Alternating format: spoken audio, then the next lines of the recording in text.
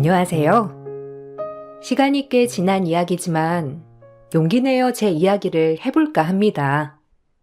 20대 대학을 졸업 후 아르바이트를 하다가 만난 남자와 하루 종일 붙어 있다 보니 정분이 났어요. 그렇게 사귀게 되었고 저희는 혼전 임신으로 결혼을 하였답니다. 처음 제가 혼전 임신을 하였다고 하자 시어머니께 들은 말들이 아직까지 눈에 선할 정도로 잊혀지지가 않고 상처가 되었어요. 굳이 아르바이트를 한다고 하더니 저딴 여자애 만나려고 아르바이트 한 거냐? 네가 돈이 부족해? 아니면 사회 경험이 필요해?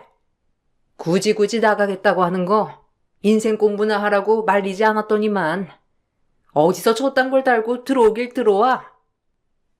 어머님, 저딴 거라뇨.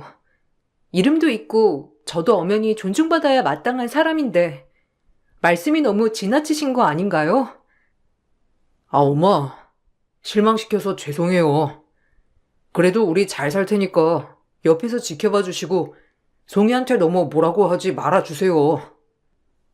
당장이라도 애 지우라고 하고 싶다만 너희가 그렇게도 애 키운다고 하니 어쩌겠니? 너 나중에 엄마 말 안 들은 거 후회 마. 어머님, 제가 잘할게요. 그러니 노여움 푸시고 저희 잘 지켜봐 주세요. 딸 없는 어머님께 제가 딸이 돼 드릴게요. 너 같은 딸 안 낳길 천만다행이지. 어디서 천박하게. 더 이상 긴 말은 말자. 너랑 얘기하면 혈압 오르거든. 저흰 겨우 승낙을 받고 결혼을 진행해 나갔어요. 아르바이트를 하며 만났기 때문에 저와 같은 형편인 줄 알았던 남편은 사실 볼트 회사를 운영하고 있는 집의 자제였고 제가 아르바이트를 하는 음식점에 음식을 먹으러 왔다가 저에게 반해 아르바이트를 하게 된 것이라고 했습니다. 그래서 그런지 시어머니는 어렵게 사는 저를 업신여기고 무시하였는데 저희 부모님도 이혼을 하였기 때문에 더더욱 시어머니는 저를 못마땅히 여기셨어요. 그럼에도 아이만을 지키기 위해 꾹 참아냈답니다. 감사합니다. 우리 김서방이랑 송이랑 이렇게 놓고 보니 참 잘 어울리는 한 쌍이군요. 앞으로 우리 송이 잘 부탁하네. 보고 배운 게 있어야 애도 잘 키울 텐데. 엄마라고 불러본 적이 없다 하니 어떻게 애를 키울지 참 안담하네요. 뭐 예단이야. 어차피 말해봤자 해주실 형편도 안 되니 그냥 제가 데리고 살면서 살림도 가르치고 집안일도 가르칠게요. 엄마가 없었어도 저희 아빠가 엄마 없는 빈자리를 만들어주셨고 그로 인해 저 이렇게 바르게 자랐어요. 어머님이 절 마음에 안 들어 하는 건 알겠는데 아빠한테 그렇게 상처되는 말은 삼가해 주세요. 저희 아빠가 무슨 죄가 있나요? 고래 네 아빠 걱정하는 애가 그렇게 뒤에서 사고를 치니? 너 우리 아들 부잣집 도령인 줄 알고 꼬신 거지? 정말 너무하십니다. 본인 아들 단속 못한 건 생각 못하고 우리 송이한테만 그렇게 정 마음에 안 들면 결혼을 시키지 말던가요. 왜 애를 그렇게 휘어잡으려고만 하십니까? 없이 자랐지만 송이 어디 가서 모자라다는 소리 듣지 않게 키웠어요. 그거야 평범한 인간들의 비하면이죠. 우리 집이 어떤 집안인 줄 알고나 본인 딸 들이미는 거예요? 식장이며 결혼 준비는 다 제가 알아서 할 테니 결혼식 날 늦지 말고 나오세요. 그리고 더 이상 이렇게 사석에서 뵙는 일 없도록 하죠. 아빠와 제가 기분이 매우 나빴지만 시어머니는 단 한 번도 신경 쓰지 않고 본인이 할 말만 하고 상견례장을 빠져나갔어요. 여태껏 저를 홀로 키우며 저 하나만을 바라보고 사신 아빠에게 너무 죄송해서 그날 얼마나 울었는지 몰라요. 하다 아빠는 저에게 이런 제안까지 하시며 제 결혼을 만류하셨습니다. 뻔히 제가 고생할 게 눈에 훤하니 아빠 입장에서 그러신 거였고 지금 제가 나이를 먹어보니 아빠께서 얼마나 마음을 졸이고 저를 안타까워하셨을지 마음으로 충분히 이해가 가더라고요. 아빠가 네 자식 키워줄 테니까 지금이라도 결혼 때려치워. 아무리 생각해도 저런 집에 널 보내는 건 아닌 것 같다. 네가 뭐가 부족해서 그러니? 아빠가 없이 키웠지만 그래도 너같이 착하고 야무진 애가 어딨다고 그래? 아빠 말 듣고 잘 생각해봐. 아빠, 미안해. 나 엄마 없이 자랐잖아. 엄마 없는 걸 아빠 때문이라고 생각하진 않지만 그래도 빈자리는 정말 많이 느껴졌거든. 그래서 내 자식한텐 아빠 없는 애 만들어주고 싶지 않아요. 정말 미안해요. 시어머니는 내가 살면서 바꿔놓을 거야. 아무리 생각해도 이건 아니야. 그렇게 널 마음에 안 들어 하는데 어떤 꼴을 당하려고 그 집에 시집을 간다는 거야? 김서방이 잘할 거야.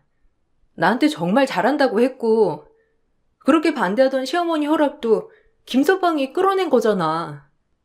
결혼을 김서방이랑 하지 시어머니랑 하는 게 아니니까. 좀 참고 견뎌내면 아마 어머님도 마음의 문을 열어주실 거야. 그러니까 걱정 마요.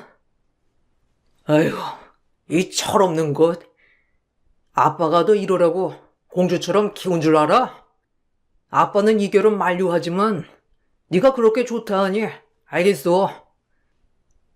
아빠가 엄청 말림에도 불구하고 전 아이를 생각해서 결혼을 진행하였어요. 어른이 말리는 결혼은 이유가 있는 건데 그땐 젊은 패기와 뱃속 아이만을 생각한 채 꿋꿋하게 버티면 된다고 생각했던 때였죠. 그리고 결혼을 하고 나서부터 본격적인 시집살이가 시작되었는데 아침 저녁으로 부려먹는 건 기본이었고 그저 절 본인이 키우는 강아지만도 못하게 여기더라고요. 워낙 결혼 전 시집살이는 각오했던 것이었기 때문에 그런 행동들로 저를 떨거뜨리기란 힘든 부분이었지만 말이에요. 에휴, 강아지는 말이라도 잘 듣지. 저건 뭐 개만도 못해가지고 보면 볼수록 속 터진다니까. 카페 빨아놓으라고 한 지가 언젠데 도대체 언제 말을 들었는지. 예, 너 내가 몇 번을 말해야 하니? 카페 빨고 커튼도 다 떼서 빨아놓으려고 한 지가 언젠데. 어제 어머님이 이불 빨래 먼저 하라고 하셔서 그거 하고 오늘 카페 빨려고 했거든요. 이따가 주방 치우고 할게요. 핑계 대는 거니? 이거 하고 저거 하고 있으면 다 될 일을 하루에 하나씩 하려고 하는 거야, 뭐야? 너 깨 쓰는 거 걸렸단 봐. 어머님, 저 임신한 몸이에요. 임신했다고 유난 떠는 건 아니지만 그래도 어머니 손주를 가졌는데 너무하신 거 아닌가요? 누가 그애 반격이라도 한대니? 순진한 우리 아들 깨어내서 아주 얌체 같은 것. 넌 언제나 이 소리 듣게 될 거야. 임신한 제가 가만히 쉬는 꼴을 보지 못하시는 분이었고 그로 인해 결국 임신 17주 만에 유산을 하고 말았죠. 대아가 건강하다고 믿고 있었는데 막상 이런 사실을 접하게 되자 정말 마음이 무너져 내려버리는 것 같았습니다. 하지만 시어머니는 유산한 저에게 미안해하기는커녕 오히려 잘 됐다고 비아냥되었고 정말 주체할 수 없이 슬펐어요. 이게 네 운명이라는 거다.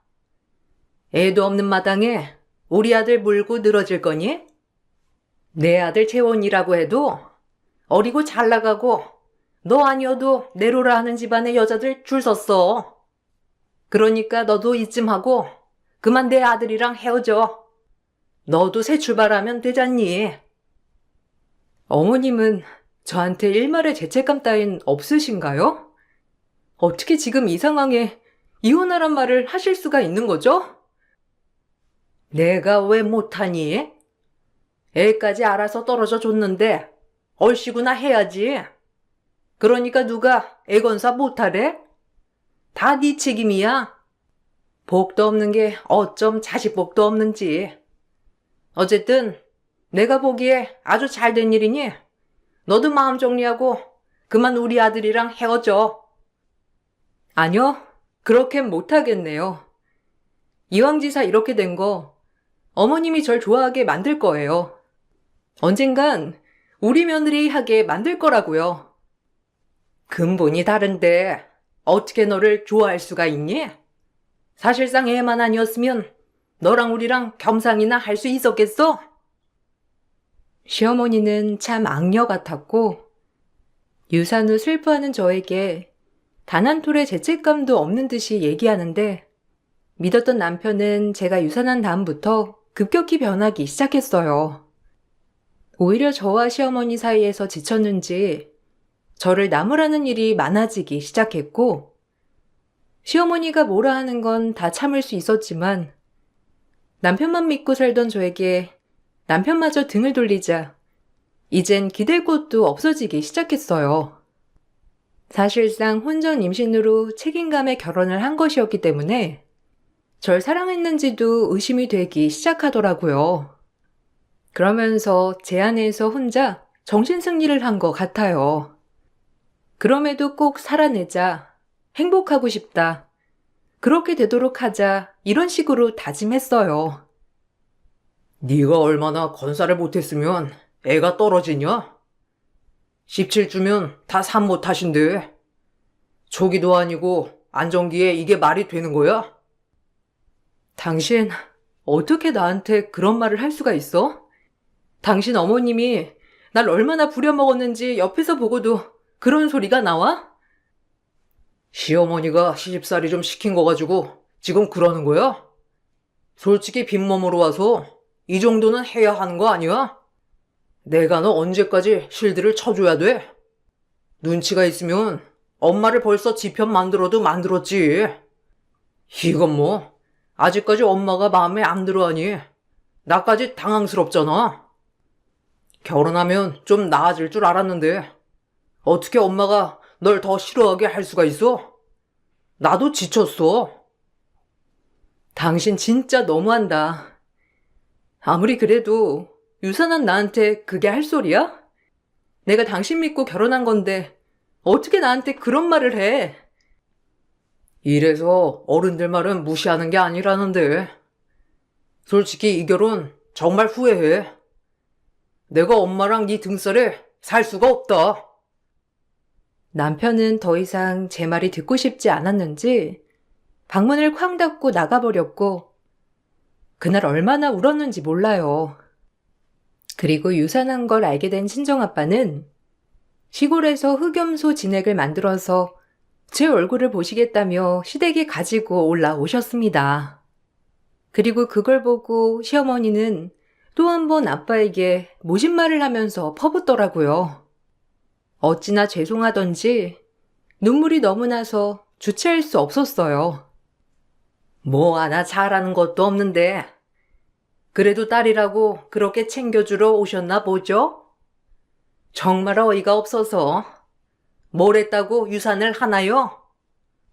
애 때문에 시킨 결혼인데 우리 아들 아까워서 어떻게 정말? 오래 머무르지 마시고 그것만 두고 가세요. 어머님, 정말 저한테 일말의 죄책감 따윈 없으신가요? 솔직히 누구 때문에 유산을 했는데요. 산부인과에서도 너무 무리한 것 같다고 했는데 이게 다 어머님 때문 아니에요? 어떻게 이런 걸 다 제 탓으로 할 수 있죠? 너무하고 말이 안 나와요. 보셨죠? 당신 딸이 이렇게 경우가 없어요. 어디 어른한테 눈 동그랗게 찍혀두고 말대꾸를 해요? 에휴, 말세다 말세야. 그렇게 마음에 안 드는 딸, 제가 데리고 가겠습니다. 그리고 어른으로서 정말 부끄럽네요. 뭐 얼마나 대단하고 위대한 집안인지 모르겠으나 이렇게 사람한테 그러는 거 아닙니다. 그럼 사돈 벌 받아요. 아셨어요? 뭐해? 옷 입고 얼른 나와. 아빠는 이런 꼴을 당하는 절 두고 볼 수 없다며 데리고 가시려 했지만 그때 당시 왜 그랬는지 이렇게 가는 건 아니라는 생각이 들었어요. 오기도 있었고, 이 또한 제가 견뎌내고 싶은 마음이 강했거든요. 이렇게 된 마당에 이제 뭐가 무서우랴. 맞대맞으로 한번 시어머니와 부딪혀보자. 그래서 내 편 만들어보자 라는 어리석은 마음으로 같이 가자는 아빠를 단돌이 뿌리쳤습니다. 아니, 아빠 미안해요. 저 못 가요. 여기가 우리 집인데 내가 어딜 가.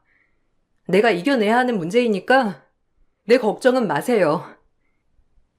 이 바보야. 저 여자가 너 그냥 나가라고 대놓고 말하는데 못 알아듣겠어? 이렇게까지 하는데도 지금 그러는 거야? 이미 결혼하기 전부터 마음 먹었어. 꼭 가정 지킬 거야. 그러니까 제 걱정은 마시고 아빠는 조심히 돌아가세요. 에휴, 독하기도 하지. 네 근성에 박수 한번 친다. 애까지 유산했는데도 오히려 우리 아들 발목을 잡겠다? 에휴, 무서운 것. 아빠는 이 모든 모욕을 듣고 집을 나섰습니다. 끝까지 제 몸 하나 잘 챙기라며 서둘러 제게 눈물을 보이고 싶지 않았는지 짐을 챙겨 나가시더라고요. 정말 돌이킬 수 없는 불효를 저지른 것만 같아 마음이 아려웠고 그날 아빠의 문자가 절 더 울렸어요. 해준 것도 없어서 미안하다. 나름 해준다고 해준 건데도 네가 부모 잘못 만나 그런 취급을 당하는 것 같아 너무 미안해. 정상적인 가정이었으면 네가 이런 꼴을 덜 당했을까 싶기도 하면서 죄책감이 든다. 정말 미안하다, 딸아. 하지만 아빠는 네가 어떤 선택을 하든 응원할 거고 힘들면 주저없이 다 뿌리치고 내려와라. 아빠가 기다릴게. 그러니까 조금만 힘내. 저 때문에 절 곱게 키워준 아빠가 죄책감을 느끼는 것 같아 마음이 많이 아팠지만 이로써 더 열심히 살아내기로 했어요. 일단 절 그렇게 미워하는 시어머니의 마음부터 이제 본격적으로 돌려봐야겠다고 마음을 먹었죠. 하지만 그런 제 마음을 아는지 모르는지 남편과 시어머니는 점점 저에게만 멀어져만 갔고 둘이서 뭘 그리 작당을 하는지 절 많이도 힘들게 했습니다. 내가 왜 너랑 결혼했는지 모르겠다. 그냥 연애나 할걸. 얼굴만 보고 내가 쉽게 혹했지. 너랑 살아보니 알 것 같아. 내가 얼마나 어리석었는지. 엄마 말 들어보면 이제라도 새 출발할 수 있다고 하는데 그냥 우리 헤어질래? 어차피 애도 없잖아. 당신 이 정도면 유산되길 바라던 사람 아니야? 어떻게 유산되자마자 이렇게 헤어지자고 할 수가 있어? 역대급이다. 솔직히 애 때문에 결혼한 건 맞잖아. 애만 아니었어도 너랑 연애만 하지 내가 뭐가 아쉬워서 너랑 결혼을 하냐? 너도 양심이 좀 있어 봐라.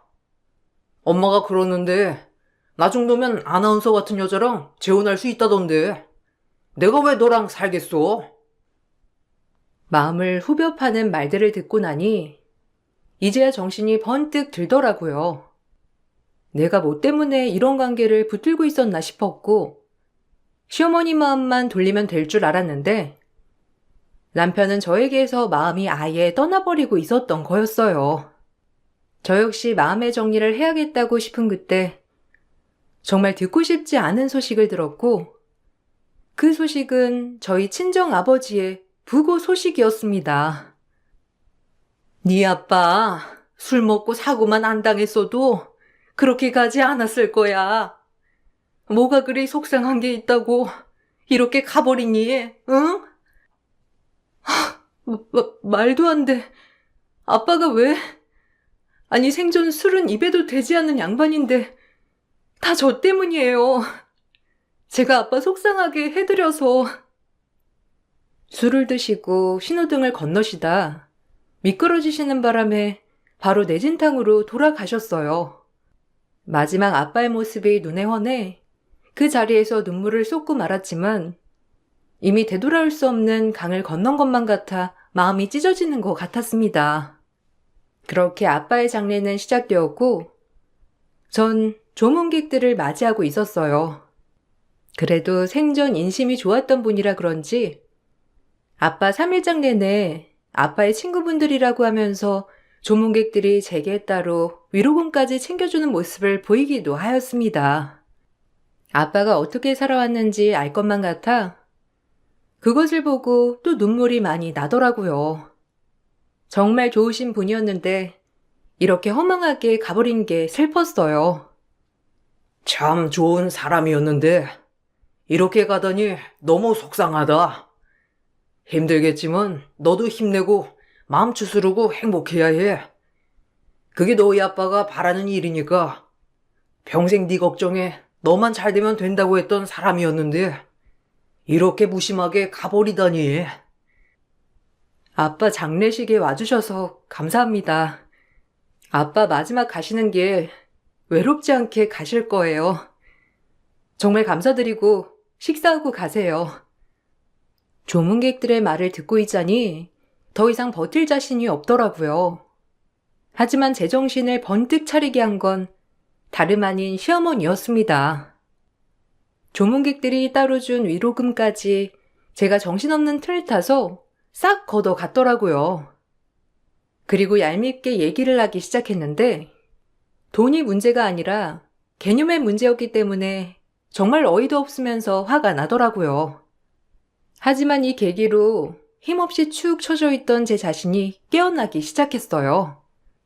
이렇게 바보같이 있으면 안 되겠다 싶은 것이 점점 각성이 되는 계기가 되기 시작했습니다. 어차피 너 장례 비용 치를 돈이 있니? 그거 우리 아들이 내야 할 거 아니야? 네가 갚을 장례비에 제해줄 거니까 이 돈은 당연히 내가 챙기마. 하여튼 너랑 결혼해서 우리 아들만 호구 잡힌 거지. 쓸데없이 내도 되지 않을 돈이 나가니까 말이야. 진짜 가지가지 하시네요. 어머님 덕분에 이렇게 정신이 없는 와중에 정신을 똑바로 차리는 계기가 된 것 같아요. 그랬담 다행이네. 너처럼 정신 놓고 사는 애가 내 덕에 정신을 차리게 됐다면 말이지. 어쩜 하나부터 열까지 너는 마음에 드는 게 없니? 하다 장례 비용까지 우리 아들이 내게 생겼어. 하여튼 넌 정말 마음에 안 들어. 그리고 아빠 장례식에서 많은 생각을 하게 되었고 그러던 와중 발인날 남편과 시어머니는 저를 다시 한 번 더 놀라게 했어요. 왜 그동안 남편을 놓지 못하고 있었는지 제 자신이 참 한탄스럽더라고요. 왜 그렇게 바보 같았는지 정말 후회스러운 과거였어요. 예, 너네 시어머니랑 네 남편 정신 나간 거 아니야? 어떻게 사돈이랑 장인어른 발인식에 코빼기도 안 비춰? 알만하다. 그동안 네가 어떤 취급을 당해왔는지. 우리 오빠 마지막 가는 길인데 꼭 이래야겠니? 인간들이 어쩜 저렇게 몰상식한 거야? 고모, 제가 가서 얘기 잘해볼게요. 죄송해요. 아빠 마지막 가는 길이라 이런 모습 정말 보여드리고 싶지 않았는데. 네가 뭐가 죄송하니? 저 인간들이 저러는 걸 그냥 너도 불쌍하고 우리 오빠도 불쌍하다는 거야. 마지막 가는 길인데. 발인날 모자가 골프 친다고 발인식에 참석하지 않겠다고 한 것이었고 전 그때 굳은 마음을 먹게 되었습니다. 그리고 아빠의 발인이 끝나고 시댁 가문 아작낼 보복을 해주기 시작했죠. 제가 벌인 사태는 남편과 시어머니가 난리를 치기 충분했어요. 시어머니와 남편을 보고 아빠의 장례식 내내 제가 정신을 차리면서 든 생각을 실행에 옮기기로 결정을 하게 된 거예요. 너 지금 뭐 하는 거야? 이게 어디서 우리 가문을 망신시켜? 너 빨리 글 내려 당장. 지금 네가 입힌 손해가 얼만 줄 알아?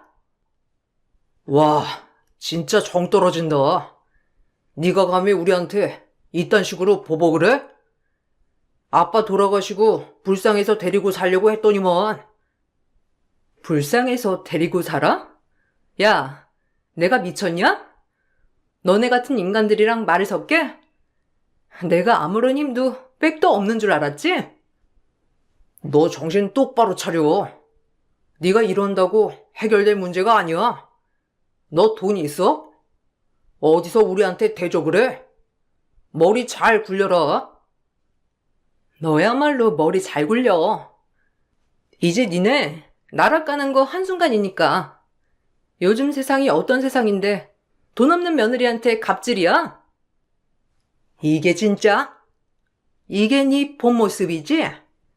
그동안 착한 척, 순진한 척 다 하더니만 이제 와서 발톱을 드러내? 내가 가만둘 줄 알아? 제발 가만두지 말아주실래요? 그래야 당신네들 밟을 맛이 나니깐요.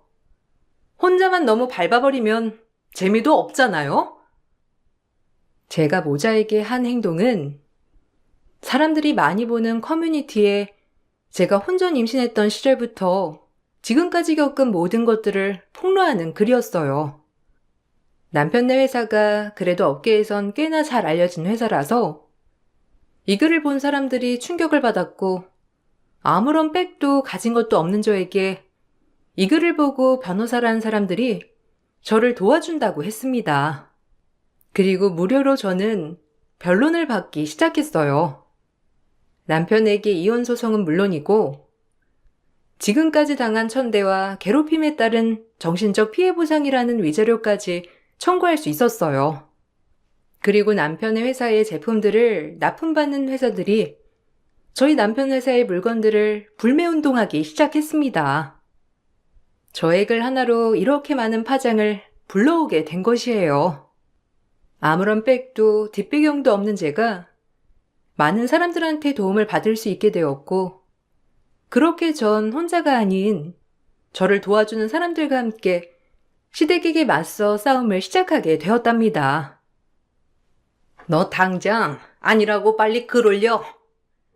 너 때문에 우리 회사가 얼마나 손해가 막심한 줄 알아? 어디 배워먹지도 못한 게? 배워먹지 못한 건 당신이지. 내가 미쳤다고 이 집에서 잘 살아보려고 했는지 모르겠네요.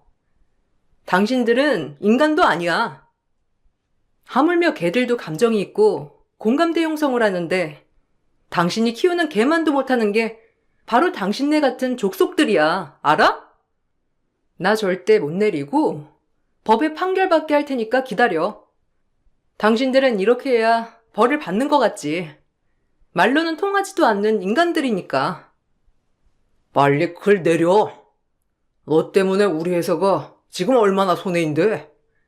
이러면 우리도 피해 보상 청구할 수밖에 없다고. 어디 한번 해봐. 내가 돈이 없어서 이런 것도 못할 줄 알았니? 너희 같은 인간들 때문에 정의에 불타는 변호사님들이 날 도와주고 있어.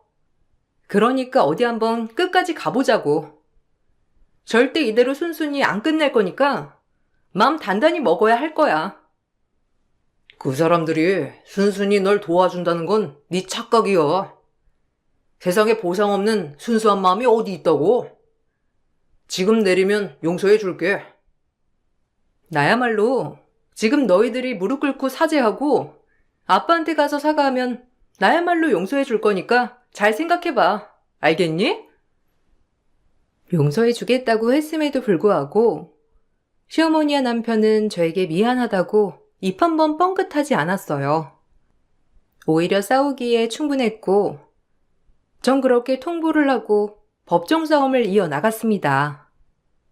정말 다행히도 시댁에서 일하는 가정부 아주머니들이 증언을 잘 서주었어요. 그분들도 시어머니에게 히스테리를 겪어오신 분들이라 제 마음을 잘 알고 저를 물심양면 도와주셨습니다. 저에게 늘 욕을 하며 정신적 스트레스를 주신 시어머니에 대해서 증언을 하였고 병원 진단서에서도 심리적 스트레스성과 무리한 신체 활동을 통해 유산이 됐다는 진단서까지 받을 수 있었습니다. 그렇게 이혼 소송과 함께 위자료 청구 소송을 하면서 시댁은 처참히 무너지기 시작했어요.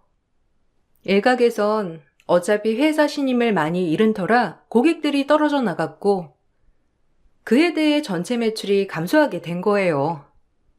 그러면서 법정 소송 비용까지 엎친 데 덮친 격이었습니다. 그리고 오랜 싸움 끝에 결국 전 승소를 하게 되었어요. 저를 믿고 도와준 정의로운 변호사님들 덕분에 이뤄낸 결과라고 할 수 있었어요. 아무것도 가진 게 없는 저를 위해 이렇게 도와주신 분들에게 얼마나 감사하던지 그때 정말 세상이 아름답다고 느꼈던 것 같아요. 위자료고 뭐고 다 줄 테니까 일단 아니라는 글만 올려줘라. 우리 회사도 먹고는 살아야 할 거 아니야. 요즘 같은 세상에 인터넷이 얼마나 무서운 줄 알아? 그러니까 글 좀 내리거나 그 글을 올려줘. 그럼 이제 너한테 얼씬도 안 남아. 아니요. 두고두고 박제해 놔야죠. 본인들이 그렇게 행동한 건데 이제 와서 후회하면 뭐하나요? 절 만만히 보셨다면 정말 큰 코 다친다는 걸 보여준 거니까 돈이 전부가 아니랍니다. 이번 기회를 통해 한각 가까이 선 당신도 인생 공부가 됐길 바래요. 이걸 그냥? 너 이렇게 살면 너한테 도움 안 될걸? 어차피 네가 뭘 할 수 있겠니? 우리를 지금 단순히 이겨먹은 거? 그래도 우리는 너보다 돈도 많아. 잠깐 입방아에 오르내리면 그만이라고. 너같이 돈 없는 애가 그래도 우리한테 빌어먹으려면 지금 그만해야 하지 않겠니? 그러니까 당사자라고 하고 글 좀 내리거나 다른 글을 올려달란 말이야. 그럼 조금은 용서해 줄게. 아직도 정신 못 차렸네요. 세상에 정의가 있어요, 아주머니. 요즘 같은 시대에 어떤 세상에 혼자 살고 계신 건지 의아하네요. 모든 소송이 끝이 나고 저 역시 명예훼손으로 고발당했었기 때문에 글을 내려야 했어요. 저 역시 벌금형을 맞았지만 그래도 실보다 득이 더 많은 법정 소송이었습니다. 결혼해서 산 기간보다 소송하는 기간이 더 오래 걸렸고 모든 게 끝이 난 뒤 아빠의 묘지를 찾아 모든 것을 고했어요. 참 죄송하고 후회스러운 삶이었다고 얘기하는데 어찌나 눈물이 나던지요. 애초에 아빠를 따라 나섰더라면 아빠가 술을 마시지 않았겠다. 그럼 괴롭지 않았겠지? 그런 생각이 절 매우 괴롭혔습니다. 그럴 때마다 제 마음을 바로잡고 바로 잡았어요. 그래야 사라질 것 같은 마음이 들었거든요. 그리고 저를 도와주신 분들을 위해서라도 더 악착같고 열심히 살아야겠다고 마음을 먹었습니다. 그런 마음을 담아 아빠에게 가서 다짐도 했고요. 아빠, 나 잘 살게. 두고 봐. 아빠가 평생 내가 행복한 것만 바랬으니까 이제 정말 행복해질 거야. 지켜봐 줘요.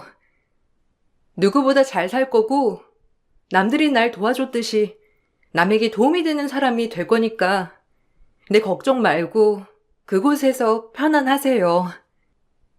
전 그렇게 다짐을 하였고 하지 않던 공부를 시작했습니다. 시댁에게 받은 위자료와 남편에게 따로 받은 위자료까지 금전적으로 여유가 있었기 때문에 가능했던 일이었어요. 어려운 형편에 아르바이트를 많이 했던 터라 이렇게 진득히 공부를 해본 적이 있던가 싶더라고요. 돌아가신 아빠를 생각하여 악착같이 공부를 하였고 저를 도와줬던 변호사님들을 생각하며 공부했어요. 변호사님들이 저에게 도움 주신 거 잊지 않고 저도 남을 도와주고 싶어서 공부해요. 저에게 이런 꿈을 주셔서 정말 감사합니다. 에이, 당연히 도와줘야 했던 일인데요, 뭐. 그래도 이렇게 멋진 꿈을 생각했다니 정말 대단한데요? 응원합니다. 그리고 로스쿨에 입학하였고 변호사 시험을 통해 변호사가 되었답니다. 물론 그 과정이 정말 쉬웠던 건 아니었고, 때론 고배도 마시고 실패도 맛보면서 이 자리에 올라올 수 있었어요. 그리고 제가 도움을 받았던 것처럼 저도 법적 도움이 필요한 어려운 사람들에게 도움이 되며 아빠 앞에서 떳떳하고 당당한 딸이 되고 싶었거든요. 변호사가 되기까지 많은 눈물도 흘리고 좌절도 있었지만 요즘은 조금씩 행복하다고 생각하며 살고 있어요. 그리고 더 나은 제가 됐다고 생각합니다. 어디선가 제가 변호사 됐다는 소식을 듣고 바뀌지 않은 제 번호로 전 남편이 은근슬쩍 연락을 취해 오더라고요. 그걸 보면서 오히려 희열이 느껴졌습니다. 뭔가 더 통쾌한 기분이랄까요? 역시 사람은 잘 되고 봐야 한다는 말이 맞는 거였더라고요. 은지, 기억나지? 왜? 우리 같이 아르바이트 했던. 오랜만에 은지랑 밥 먹는데 너 변호사 됐다는 소식 들었어. 축하한다. 언제 한번 밥이나 한 끼 할 수 있을까? 지나고 보니 너한테 미안한 게 많아서 제대로 사과하고 싶거든. 괜찮겠니? 나도 나이가 들고 보니 새삼 느껴진다. 나한테 네가 얼마나 소중했었는지. 이 문자 보면 연락 줘. 기다리고 있을게. 어이가 없네. 다신 보고 싶지 않거든? 번호 바꿀 거니까 다신 연락 마. 너도 참 구질구질한 거 여전하니 웃긴다. 역시 사람은 고쳐 쓰는 게 아니라는 말이 딱 맞아. 예전에도 그랬지만 시간이 이렇게 흘렀는데 자존심도 없이 연락을 하다니 웃겨 정말. 전 이 문자만 보내고 번호를 바꿔버렸습니다. 그리고 바로 칼 차단을 하였어요. 속이 미묘하게 통쾌하더라고요. 공통된 지인에게 듣기론 회사는 규모가 작아져 예전의 기량을 많이 잃었다고 했고, 아무리 아이가 없지만 업계에서 소문도 나버리고 그런 전적이 있던 터라 전 남편은 세장가도 가지 못한다고 하더라고요. 그리고 제가 변호사 된 이야기를 듣고 가장 놀란 건 전 시어머니라고 하면서 남편이 문자 보낸 것도 시어머니가 부추겨서 한 거라고 전달해 주었죠. 인생을 살아가면서 어린 나이에 특별한 경험을 했지만 지금의 제 인생을 살게 해줘서 이 또한 받아들이려고 하고 있습니다. 요즘엔 어려운 사람들을 위해서 무료 변론도 하고 봉사도 하는데 남한테 주는 도움이 이렇게 큰 기쁨이 되는지 많이 느끼며 살고 있어요. 그리고 앞으로도 남에게 꼭 도움이 되는 사람이 되고 싶다는 철칙을 잊지 않으며 살아가고 있고요. 변호사가 된 모습을 아빠가 봤더라면 정말 기뻐하셨겠지만 분명 제가 행복하다는 것을 느끼고 계시겠죠? 앞으로도 아빠를 그리고 저를 위해서 행복을 더 찾아가 보려고요. 여러분, 제 글이 어떠셨을지 모르겠지만 즐겁게 들어주셨으면 좋겠네요. 자칫 무겁고 어두운 얘기지만 지금은 다 극복을 해서 이렇게 밝게 얘기할 수 있거든요. 누군가에게 저도 도움이 되는 사람이 될 거라고 다시 한번 결심하면서 글을 마치겠습니다. 들어주셔서 감사해요. 안녕하세요. 저는 30대 초반 여자입니다. 현재 한 사람이 목숨이 위태로운 상태입니다. 그 모습을 보고 왔는데 앞으로 어떻게 해야 될지 상당히 고민이 많아지네요. 작년에 저에게 상당히 힘든 시기가 있었어요. 남편과 결혼을 하고 1년 정도가 지난 시점에 임신을 하게 되면서 몸이 점점 불어나면서 무거워지다 보니 불편한 점이 너무 많았었어요. 그냥 집에서 안정을 취하고 싶은데 시모는 계속해서 저를 시댁에 불러들여서 이런저런 자잘한 일들을 계속해서 시켰어요. 제가 임신한 몸인 걸 뻔히 알면서 왜 이렇게까지 하시는지 전혀 이해를 하지 못했었죠. 임신 초기에는 그렇지 않았었는데 어느 순간부터 시모가 저를 대하는 태도는 남보다 못한 존재로 취급하는 느낌이 들었었죠. 그런데 제가 불만을 늘어놓기 시작하자 시모가 왜 저를 괴롭히셨는지 충분히 이해할 수 있는 한마디를 꺼내셨고 너무 큰 실망을 해버린 저는 더 이상 시댁에 찾아가지 않았네요. 요즘 시대에 아들, 딸 중요하지 않다 하지만 그래도 어느 정도는 기대했건만 첫 임신부터 딸이라는 말에 나도 기분이 별로 좋진 않았거든. 이왕이면 내가 바라는 손주가 나오는 게 훨씬 더 마음이 가지 않겠니? 뱃속에 있는 손주가 이미 딸이라고 알게 된 판국에 너한테 잘해줘봤자 내가 얻을 이득이 아무것도 없잖아. 그래서 집안일 좀 시켰는데 그게 그렇게 불만이었니? 성별이야 어차피 네가 결정해서 낳을 수도 없는 거니 현실을 받아들여야지. 아들 낳을 때까지 내가 너한테 대하는 태도는 아마 똑같을 것 같구나. 내 주위에서 아는 지인들 중에 대부분의 며느리가 처음에 딸을 낳잖아? 그럼 그 뒤로 줄줄이 딸만 계속 출산한다더라. 그래서 결국 며느리가 힘들다고 아기 낳는 거 포기해서 아들 손자를 못 본 지인들이 꽤 있는데 내 생각에도 너도 그 길을 따라갈 것 같은 느낌이 너무 크게 들거든. 둘째, 셋째까지 전부 딸을 낳게 되면 너는 아들 낳을 때까지 계속 시도해라. 그래도 며느리로 들어왔으면 당연히 대를 이어줄 각오는 해야 되지 않겠어? 이 문제가 얼마나 중요한 건지 알지? 우리 집안의 대가 이어지냐 끊어지느냐는 너하기에 달렸다는 거야. 이번은 첫 임신이니 넘어갈 수 있다지만 두 번째는 무조건 아들을 봤으면 좋을 것 같구나. 그러니까 제 뱃속의 아이가 딸이라는 이유 하나 때문에 그동안 저를 괴롭히고 있었던 거예요? 정말 너무하시네요. 어머님한테 손녀는 아무것도 아닌 거예요? 요즘 시대에 아들, 딸 중요하지 않다면서요. 그런데 어머님이 하신 말씀은 전혀 다른데요? 아들, 손자를 상당히 원하고 계시고 손녀딸은 필요가 없다는 건데 그럼 손녀한테는 조금도 사랑을 주지 않으시겠다는 건가요? 솔직히 저는 어머님이 이렇게까지 나오실 줄 몰랐어요. 그전까지 잘해주신 건 그저 아들을 낳게 하고 싶어서 신경을 써주셨던 거네요. 어머님 마음 충분히 이해할 수 있었어요. 제 딸을 어머님한테 보여드릴 일은 없을 것 같네요. 그리고 저는 딸 하나 잘 키울 생각이고요. 둘째는 낳지 않을 예정이에요. 어머님이 원하시는 대로 하고 싶지 않아요.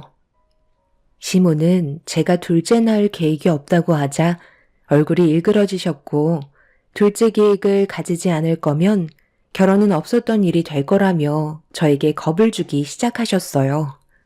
옆에서 듣고 있던 남편은 점점 더 크게 화를 내는 시모를 말리려 했지만 이미 시모는 제가 아들 손자를 보여드릴 계획이 없다고 하자 화가 많이 나셨는지 아무 말이나 막 뱉으셨습니다. 결국 이 문제가 점점 더 안 좋은 방향으로 흘러가게 되었고 저는 임신을 하는 동안에는 시댁에 찾아가지 않고 있었어요. 그런데 시모는 이런 태도를 보인 제가 마음에 들지 않았는지 어느 날 연락도 없이 저희 집에 찾아왔어요. 당연히 남편도 그날 퇴근하고 집에 일찍 들어왔었기 때문에 크게 두려운 건 없었습니다. 저는 좋지 않은 표정으로 현관문을 열고 들어온 시모에게 인사를 드렸고 시모는 저를 무시하시면서 소파에 앉으셨어요. 남편은 당황한 얼굴로 왜 찾아오셨는지 이유를 여쭙자 매년 집안에 큰 행사가 있다는 걸 알지 않냐며 저희 부부도 참석하길 원하고 있었습니다. 그제서야 무슨 이유 때문에 저희 집에 오셨는지 알 수 있었죠. 제 몸 상태를 뻔히 보고서도 시모는 집안 행사에 참여하길 원하셨네요. 저는 당연히 힘들 것 같다고 얘기했어요. 시모는 예상했다는 듯 미소 띈 얼굴로 저를 바라보며 대화를 이어나가셨어요. 오던 오지 않던 그건 네 자유지만 참석하지 않는 게 오히려 안 좋은 상황을 만들게 될 거라는 거 모르니? 어머님, 너무 억지 부리시는 거 아니에요? 제 배를 보고도 지금 김장날 참석하라는 말이 나오시나요? 사람 하나 빠지는 게 얼마나 큰일인지 몰라서 그러는 거야? 너 빠지면 내 아들도 자연스럽게 참석하지 않을 텐데 그럼 그 공백 누가 채울 건데? 쓸데없는 말 하지 말고 무조건 참석해라. 몸 회복되는 대로 김장 시작할 거다. 저희는 참석하지 않고 김치도 사서 먹을게요. 집안 행사랍시고 솔직히 가족들끼리 모여서 뭘 하는데요? 술판밖에 더 벌려요? 김장김치 달라고 하지도 않을 거니까 걱정하지 마시고 어머님 많이 만드세요. 더 하실 말씀 없으시죠? 그렇게 나온다고 내가 눈 하나 깜빡할 줄 알았니? 나도 다 방법이 있으니까 갈 때까지 한번 가보던가.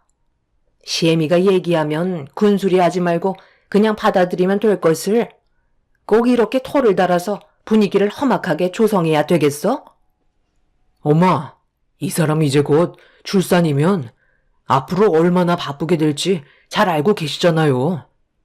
그런데 이렇게까지 하시는 건 너무 억지 아니에요? 저희 입장도 생각해 주셔야죠. 제가 봤을 때 엄마가 오히려 안 좋은 상황을 더 만들고 계신 것 같아요. 이 일에서 자식 새끼 다 키워봤자 소용없다는 말이 여기에서 나오는 건가 보다. 엄마가 그동안 너를 어떻게 키웠는지 몰라서 그런 말을 하는 거야? 그리고 지금까지 매년 단 한 번도 행사를 거른 적이 없었는데 출산날 다가온다고 참석을 안 한다는 건 우리 집안의 행사를 무시하는 건데 엄마 보고 그만하라는 말이 나오니? 이번 일은 절대 그냥은 넘어가지 못할 것 같구나. 일을 크게 만들고 싶지 않으면 무조건 내려와서 일손 도와야 할 거다. 괜히 후회할 일 만들지 말고 내가 알려준 날짜에 무조건 참석해라. 나는 분명히 너한테 경고했으니 신중하게 결정을 해야 할 거야.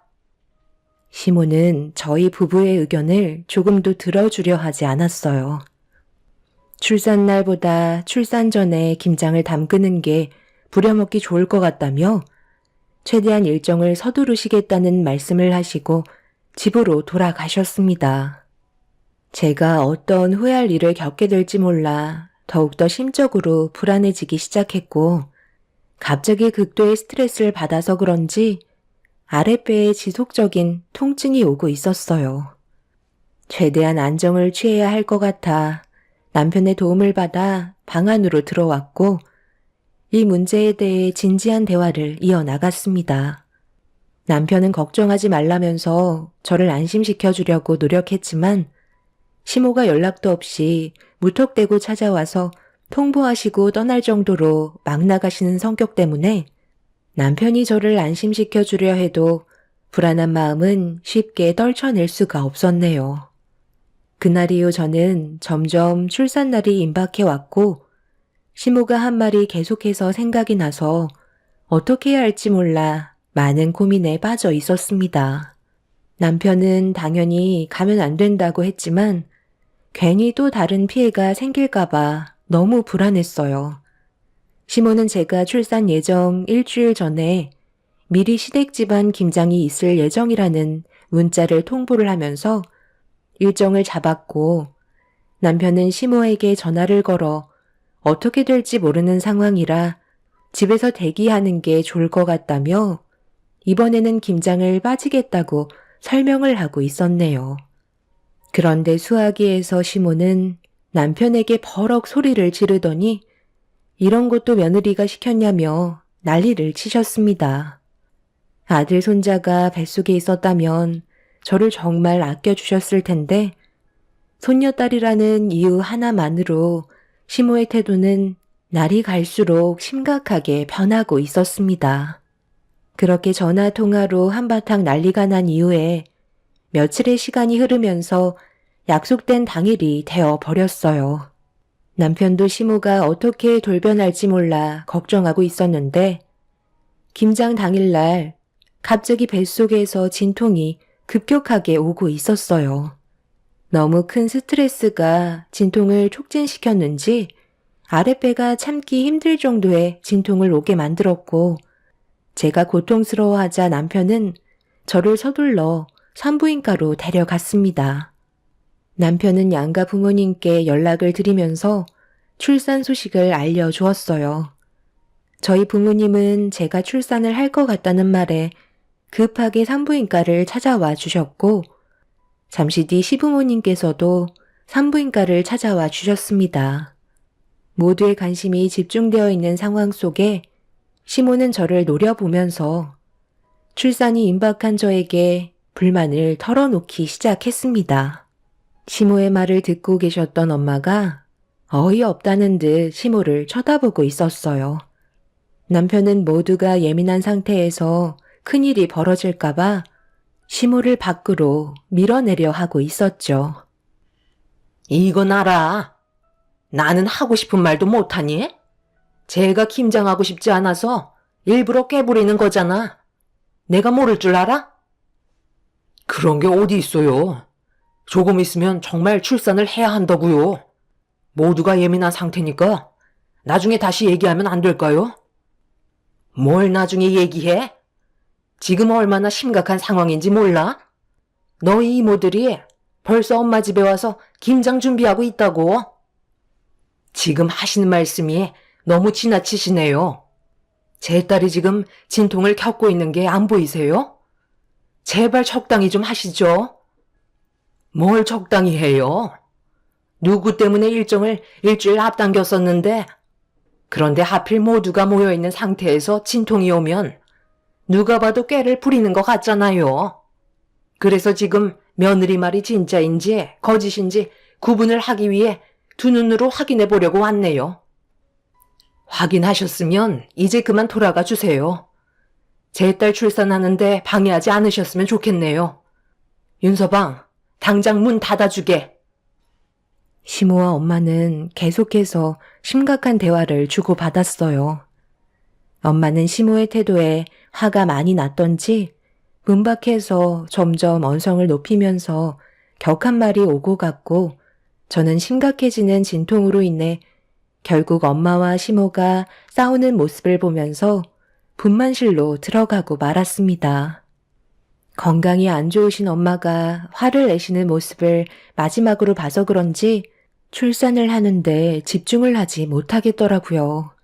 원장님은 딴 생각하지 말고 출산에 온 정신을 쏟으라며 아이가 위험할 수도 있다는 말에 별일이 없을 거라 믿고 뱃속에 있는 제 딸을 보기 위해 온 정신을 출산하는데 쏟아 부었습니다. 그렇게 한참의 시간이 지나고 뱃속에 있던 아이는 제품에 안길 수 있었고 저는 회복실로 옮겨지게 되었네요. 그런데 아빠를 제외한 남편과 엄마가 보이지 않았어요. 아빠에게 제가 없는 사이 무슨 일이 있었냐며 남편과 엄마를 찾았는데 아빠의 한마디에 엄청난 충격을 받고 말았습니다. 시모가 엄마를 데리고 시댁에 갔다는 말을 하셨네요. 아빠에게 왜 말리지 않았냐고 물어보니 엄마가 대신 가서 일손을 도와주겠다고 했다며 아빠도 엄마를 말렸지만 괜히 저에게 피해가 갈까봐 시댁 김장을 도와주려고 간 것 같다는 말씀을 하셨네요. 엄마가 시댁에 가신 건 엄청난 일이었어요. 이유는 시댁 김장만이 아닌 시모의 친정 식구분들의 김치까지 해야 되는 상당히 큰 일이라 그곳엔 많은 분들이 모여 있을 테고 엄마한테 피해가 갈 수 있는 상황이었거든요. 이제 막 출산을 한 저는 온몸이 늘어나 있는 상태라 손가락 하나 까딱할 정도의 힘도 없었어요. 아빠에게 부탁해서 남편과 통화를 시도했지만 받지 않았고 불안한 마음으로 연락이 오길 기다리고 있는데 몇 시간 뒤에 아빠에게 전화 한 통이 왔습니다. 전화를 받은 아빠는 엄마가 병원에 입원했다는 말에 급하게 가봐야 할 것 같다며 상황이 되는 대로 최대한 빨리 오겠다며 회복실에서 급하게 나가셨네요. 엄마는 몇 년 전에 갑상선 암 때문에 치료를 받으신 적이 있으셨는데 수술을 받고 난 이후부터 건강 상태가 많이 안 좋으셨어요. 온몸이 약해지셨기 때문에 무리한 움직임은 피해야 했는데 갑상선 기능 저하로 동반되는 빈혈 때문에 엄마가 쓰러지신 것 같았습니다. 너무 불안한 마음에 남편에게 반복해서 전화를 하고 있는데 회복실 문이 열렸고 남편이 모습을 나타냈어요. 저도 모르게 남편에게 화를 내며 어떻게 된 일이냐고 물어보게 되었습니다. 당신이 분만실에 들어갈 때 우리 엄마가 당신이 마음에 들지 않는다며 계속해서 불만을 쏟아내셨거든. 장모님이 그 모습을 지켜보시다가 어떻게 하면 되겠냐고 물어보시니까 엄마가 건강이 약하신 장모님께 대신 김장을 도우라고 얘기하셨는데 장모님은 고민도 안 하시고 엄마 집으로 함께 출발하셨소. 장인어른께서 말리셨지만 장모님은 이미 결정을 내리셨는지 무작정 산부인과에서 나서시는 바람에 장인어른이 나보고 따라가서 큰 문제가 없게 해달라고 부탁까지 하셔서 따라갔는데 장모님께서 우리 엄마와 이모들과 할머니 할아버지까지 모인 자리에 당당히 들어가셔서 한창 바쁘게 김장김치를 담그는데 일손을 도와주셨소.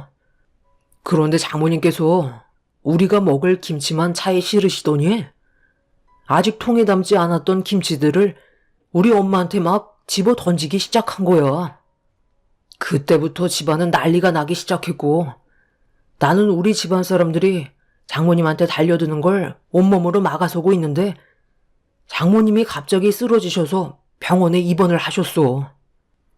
남편의 말을 들어보니 대충 어떤 상황인지 이해가 되고 있었습니다.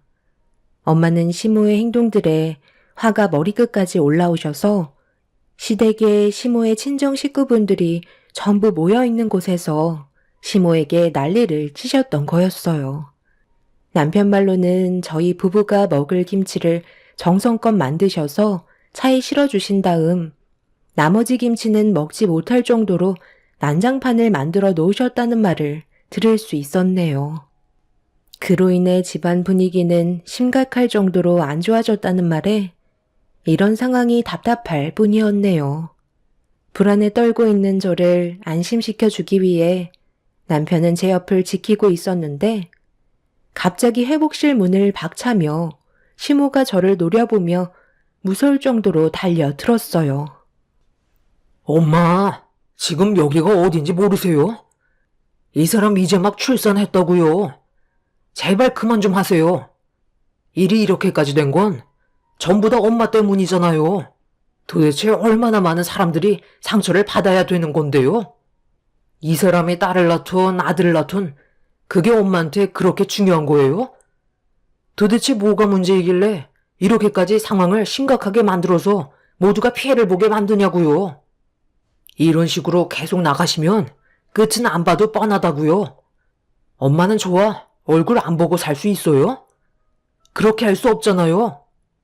그럼 서로 이해하고 좋은 쪽으로 풀어나가셔야죠.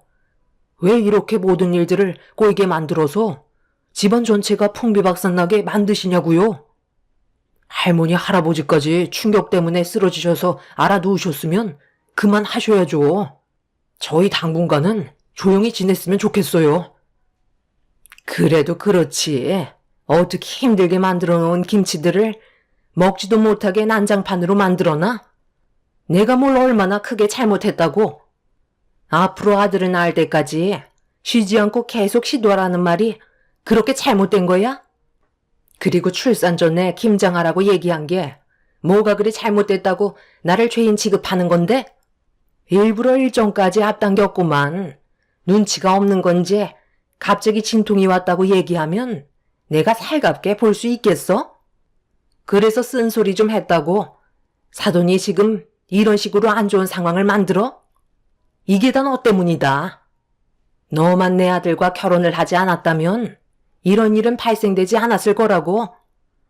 먹지 못하고 폐기 처분한 김치들이랑 우리 집안이 받은 정신적인 충격들에 대해 손해배상 청구할 테니까 불만 있으면 법적으로 대응하거라. 그리고 오늘 이 시간 이후부터 너는 우리 집안 며느리가 아니다. 어차피 이렇게까지 난리가 난 마당에 앞으로 서로 웃으면서 지낼 수가 없잖아. 내 아들과는 여기까지 하고 마무리 짓거라. 이혼 준비하고 우리의 인연은 여기에서 마무리 짓는 걸로 하는 거다. 정말 웃긴 게 뭔 줄 아세요? 처음부터 끝까지 어머님은 저희 집안이 잘못됐다고 하시는데 이렇게까지 상황을 악화시킨 건 전부 어머님 때문이잖아요. 제가 딸을 낳던 아들을 낳던 그걸 왜 어머님이 신경 쓰셔야 하는 거죠? 제가 이 사람이랑 결혼했으면 더 이상 참견하지 마세요. 저희 인생 저희가 알아서 사는 거 아닌가요? 그리고 출산을 앞둔 사람한테 김장을 하라는 게 말이 된다고 생각하세요? 지나가는 사람들 붙잡고 얘기해 보세요. 제가 이상한 건지 어머님이 이상한 건지 한번 물어보시라고요. 처음부터 끝까지 어머님의 억지가 결국 이 사단을 만들어 놓은 거잖아요. 저는 이 사람과 이혼할 생각은 조금도 없지만 어머님과 인연 끊을 생각은 확고하네요. 지금은 그래도 어느 정도 활력이 있으셔서 저희한테 막대하시겠지만 앞으로 10년 뒤에는 어쩌실 생각이세요? 누구 도움 받으면서 사시게요? 생각 잘 하시는 게 좋을 거예요. 이 사람이 저와 제 딸을 버리고 어머님한테 갈 거라고 착각하시는 건 아니시죠? 시모는 제 말에 화가 머리끝까지 올라왔는지 제대로 움직이지 못하는 저에게 달려들었어요. 남편이 중간에서 시모를 막아서서 더 큰 문제가 일어나지 않았지만 시모는 절대 가만두지 않겠다며 끝까지 화를 내셨죠. 남편은 겨우 시모를 산부인과 밖으로 내쫓았고 병원 관계자의 도움을 받아 제가 몸이 회복이 되는 동안 시모가 산부인과에 들어오지 못하게 출입 금지를 시켰네요. 그날 이후 시모는 몇 번이고 산부인과에 찾아왔지만 내부로 들어올 수 없었고 저는 빠르게 몸을 회복할 수 있었습니다. 중간중간 아빠가 다녀가셨는데 엄마는 퇴원을 하시고 집에 누워 계신다며 저를 보러 오지 못하실 정도로 건강이 많이 안 좋아졌다는 말에 산후조리가 끝난 뒤에 남편과 함께 친정으로 향하게 되었습니다. 수술 이후 살도 많이 빠지시고 건강에도 문제가 많아지셔서 기력을 회복하지 못하는 엄마를 보며 너무 미안했고 마음이 안 좋았어요. 시모만 아니었어도 엄마의 건강은 그래도 조금씩 좋아지는 것 같아 보였는데 한번 난리를 치신 이후 힘든 모습을 보여주고 계셨습니다. 갑상선 암을 치료하신 후에 다행히도 다른 곳에는 전이가 되지 않았지만 연세가 있으신 만큼 한번 나빠진 건강은 쉽게 돌아오지 못하고 있었네요. 아픈 엄마의 모습을 보고 있으니 시모가 저희 가족에게 했던 행동들에 대해 더욱더 화가 치밀어 올랐어요. 저는 집에 돌아온 이후 남편에게 시모의 얼굴을 2번 다시 보고 싶지 않다며 또 다른 피해가 생기는 걸 원하지 않는다며 더 이상 만나질 않길 원한다는 의견을 내세웠습니다. 남편은 조금의 고민도 없이 저와 제 딸이 피해가 가지 않게 하겠다며 제 의견을 받아들여 줬어요. 그렇게 출산 이후 시모와는 더 이상 엮이지 않았습니다. 산부인과에서 손해배상 처리한다며 난리를 쳤던 시모는 남편이 인연을 끊겠다는 말에 꼬리를 내렸고 기회를 엿보며 남편에게 접근할 계획을 세우고 있었습니다. 시모는 전화를 받지 않는 남편에게 지속적으로 문자를 보내면서 보고 싶다고 엄마를 버릴 거냐면서 계속해서 정신적으로 힘들게 만들었어요. 남편이 점점 괴로워하는 모습을 보이고 있었고 그걸 지켜보고 있던 저도 마음이 좋지 않았습니다. 하지만 시모가 저희 가족에게 보여줬던 잘못된 행동들을 눈감아 준다면 무엇을 잘못했는지 전혀 모를 것 같아 남편도 마음을 바로 잡았습니다. 그렇게 인연을 끊고 지내고 있었는데 어느 날 시부가 저희 집에 갑자기 찾아오셨어요. 산부인과에서 한바탕 난리가 난 이후 처음 뵙는 모습은 상당히 안 좋아 보였습니다. 저희는 시부를 안으로 모셨고 잠깐 동안 침묵이 흐르다 남편이 왜 찾아오셨는지 여쭤보자 시부는 어렵게 입을 떼셨네요. 이런 말을 너희들한테 하는 게 내 입장에서도 참 난감하지만 상황이 안 좋은 만큼 일단 알려주는 게 좋을 것 같아서 고민을 하다가 찾아왔다. 그래도 너희 엄마인데 앞으로 남은 시간을 어떻게 활용해야 할지 고민을 해야 되지 않겠니? 그게 무슨 말이에요? 엄마한테 무슨 안 좋은 일이라도 생긴 거예요? 제가 알아들을 수 있게 설명을 해 주셔야죠. 너희 엄마가 내 암이란다. 얼마 전에 갑자기 거품을 물면서 쓰러져서 급하게 병원으로 실려갔는데 머리 중앙에 악성 종양이 자리를 잡고 있는데 계속해서 커지고 있어서 앞으로 더 큰 문제들을 겪어야 될 것 같다고 하더구나. 암이요? 어머님 머리에 암이 있었다고요? 평소에도 건강관리에 철저하셨잖아요. 정말 확실한 암이 맞는 거예요? 나도 너무 놀라서 몇 번이고 다시 물어봤는데 확실하게 악성 종양이 자리를 잡고 있다는 걸 검사 결과로 알게 되었단다. 그런데 문제는 이게 수술을 해도 문제고 치료를 받는 것도 문제라 어떻게 할 수가 없다는 거야. 수술을 하게 될 시 생존 확률도 보장이 안 될 뿐더러 방사선 치료는 크게 도움이 되지 않을 것 같다는 판정을 받게 됐어. 조금이나마 확률이 높은 건 일단 수술이라는데 그 확률이 5% 이내로 상당히 적다더구나. 앞으로 남은 시간이 얼마나 남아있냐고 물어봤는데 앞으로 길어야 6개월 이내라고 그러더라고.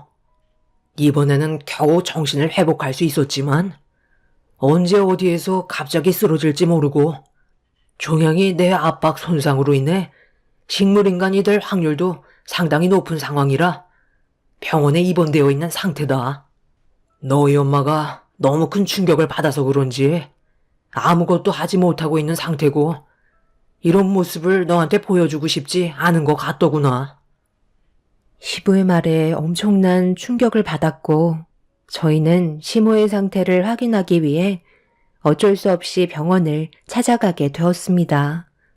그곳에는 시모의 친정 가족분들이 모두 함께 모여 있었는데 저희가 오자마자 안 좋은 시선으로 바라보고 있었어요. 하지만 시모의 건강이 안 좋은 상태라 소란을 피우지는 않으셨네요. 남편은 조심스럽게 병실 문을 열었고 저도 그 뒤를 따라 들어갔습니다. 시모는 깊은 잠에 빠져 계신지 깨어나지 못하고 계시길래 조용히 시모의 모습을 지켜보고 있었죠.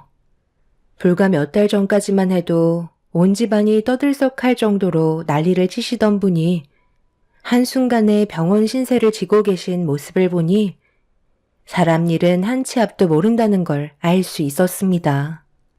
남편과 저는 시모가 눈을 뜰 때까지 한자리를 지키고 있었고 남편은 그 모습을 바라보면서 눈시울이 붉어진 상태였어요.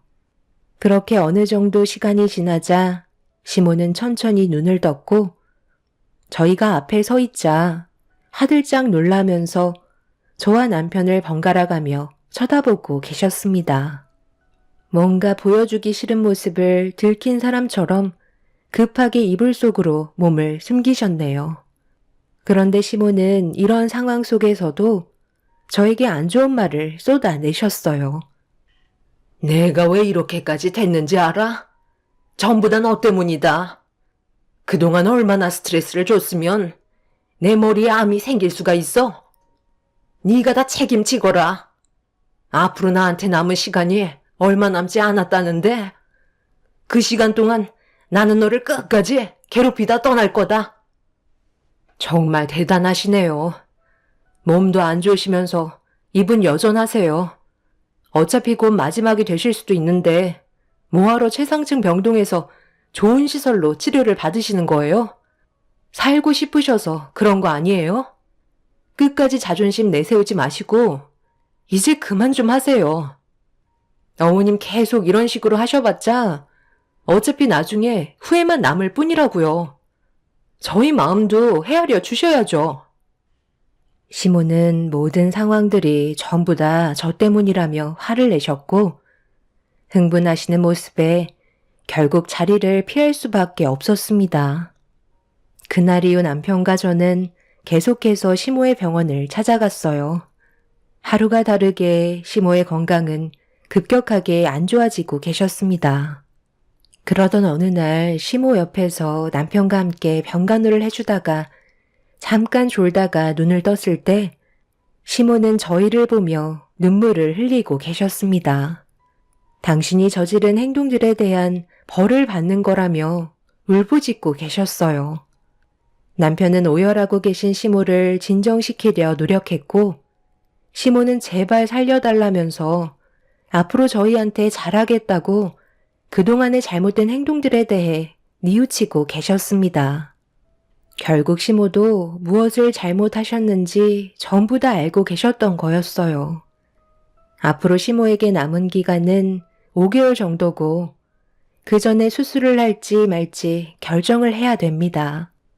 5%의 확률을 보고 수술을 해야 될까요? 가족 모두 아직까지 결정을 하지 못하고 있는 상태이네요. 사람의 인생 정말 한 치 앞도 모르는 것 같습니다. 앞으로 어떤 결정을 하냐에 따라 시어머니의 인생은 좋아질 수도 나빠질 수도 있겠네요. 여러분들의 의견도 들어보고 싶습니다. 제 사연 들어주신 분들 감사합니다. 안녕하세요. 저는 최근에 남편과 이혼을 하고 홀로 서게 된 40대 초반 여자입니다. 열심히 노력한 사람에게는 분명 좋은 기회가 찾아오지만 노력을 하지 않는 사람은 아무것도 얻을 수 없다는 걸 이번에 제가 겪게 된 일들로 인해 많은 걸 느낄 수가 있었습니다.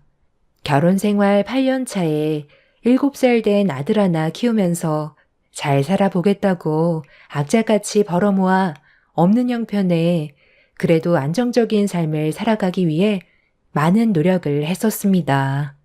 저는 정말 잘한다고 생각했었는데 남편은 항상 제가 부족하다면서 안 좋은 시선으로만 바라봐 주었고 그런 행동들 하나하나가 저에게는 너무 큰 상처로 돌아왔었어요.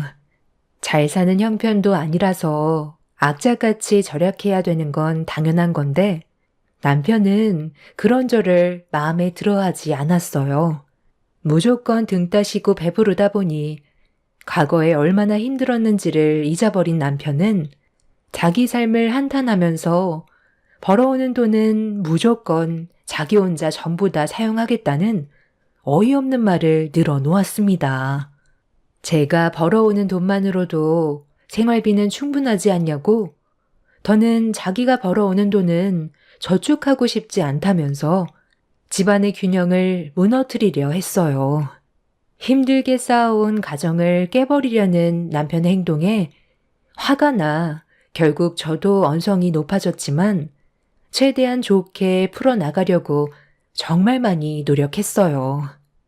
하지만 남편은 8년간의 결혼 생활이 감옥 같았다면서 자기가 벌어오는 월급으로 하고 싶었던 일들 하면서 살겠다며 제 말은 조금도 들어주려 하지 않았습니다. 그렇다고 남편이 용돈이 없는 것도 아니었어요. 월 300만 원 벌어오는데 거기에서 절반이 남편 한 달 용돈입니다. 나머지 돈과 제 월급 합쳐서 대출빚 갚고 남은 돈 저축한 뒤 생활비로 전부 나가는데 솔직히 용돈이 월 150만 원이면 적은 건 아니라고 생각했어요.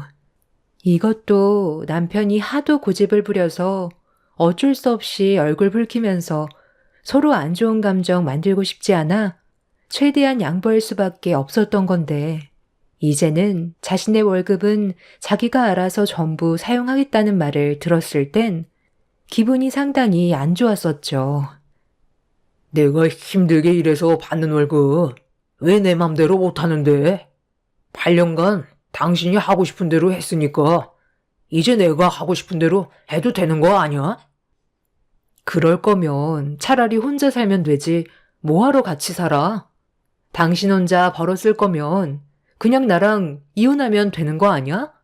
나도 남들처럼 여유 있는 삶을 살고 싶지. 돈에 쫓겨다니는 이런 인생을 원한 건 아니었어. 한 달에 얼마나 많은 돈이 빚으로 나가는지 알고는 있어? 겨우 원하는 아파트 청약 당첨돼서 그동안 모아두었던 돈들 전부 아파트에 집어넣는데도 턱없이 모자라서 무리하게 대출 끌어모았던 거 당신도 알잖아. 대출빚만 갚는 것도 벅찬데 혼자 용돈 150만 원 가져가는 것도 모자라서 이제 월급의 전부를 가져가겠다고? 우리가 길바닥에 나앉길 원해서 그러는 거야? 생각이라는 게 있다면 당신 용돈도 줄여야 되는 게 맞는 거라고. 혼자 사회생활하는 거 아니잖아. 나도 똑같이 사회생활하는데 당신 밖에서 기죽지 말라고 나도 최대한 양보해 준 거지만 이번만큼은 원하는 대로 해줄 수 없어. 내가 하고 싶은 대로 하겠다는데 뭔 상관이야? 너도 그럼 받는 월급 혼자 알아서 쓰면 되잖아. 그게 싫으면 그만 갈라서던가. 이런 삶 지겹지도 않냐? 지금 그게 집안의 가장이 할 말이야? 우리가 이혼하면 상우는 어떻게 하라고? 나랑 결혼할 때 뭐라고 그랬어? 당신이 꾸린 가정 지키기 위해 열심히 살겠다고 했잖아. 그런데 이제 와서 이혼을 하자고? 원래 이렇게 무책임한 사람이었니? 하고 싶은 대로 멋대로 할 거면 아파트에는 왜 이사 온 거야? 네가 원하니까 들어온 거잖아. 나는 그 전에 살던 집이 훨씬 편했다고. 괜히 빚만 더 많아져서 얼마나 짜증나는지 알아? 나도 돈 많은 여자 하나 잡을 걸 그랬다. 남편의 무책임한 행동들이 힘들게 버텨오고 있던 저를 무너지게 만들었어요. 전에 살던 집은 다세대 주택이라 층간소음도 상당했지만 초등학교와도 거리가 멀어서 걱정을 안 할 수가 없었습니다. 이사 온 집은 학교가 단지 내에 있어서 안전하게 학교를 다닐 수 있는 여건이 되었고 쾌적한 환경에서 살아갈 수 있다는 여러 가지로 좋은 장점이 상당히 많았었는데 경제적인 지원을 절대 해주지 않는다는 말에 기분이 너무 상했어요. 그래서 이건 아닌 것 같아 대화가 통하지 않는 남편과 말을 하는 것보단 시모한테 사태의 심각성을 알리는 게 해결할 수 있는 유일한 방법이라고 생각한 저는 전화를 걸었습니다. 그래, 대충 알아들었다. 그러니까 내 아들이 집안의 가장 역할을 제대로 못한다고 나한테 전화를 한 거고 내가 아들한테 전화해서 한마디 하라는 거잖아. 네가 애초부터 집안이 금전적으로 어느 정도 여유가 있었으면 그런 말도 안 나왔겠지. 월급 그거 꼴랑 얼마나 된다고 그냥 쓰라고 하면 되지. 뭐하러 얼굴을 붉히니? 어머님, 꼴랑이라뇨. 그 사람이 벌어오는 돈으로 한 달 동안 얼마나 많은 일처리를 하는 줄 아세요? 지금 집안에 위기가 와서 도움을 요청드린 건데 어떻게 그 일랑 똑같은 말을 하세요? 어머님도 저희 가정이 무너지길 바라는 거예요? 그이가 저한테 뭐라고 했는지 알아요? 돈 문제 때문에 이혼까지 하자고 했어요. 이혼까지 얘기 나왔으면 내 아들은 너한테 더는 감정이 없다는 건데 그럼 정리하면 되는 거잖아. 인생을 너무 어렵게 생각하지 말고 그냥 흘러가는 대로 살면 되는 거야. 이혼하자고 했으면 갈라서고 각자 갈 길 가면 되는 거지.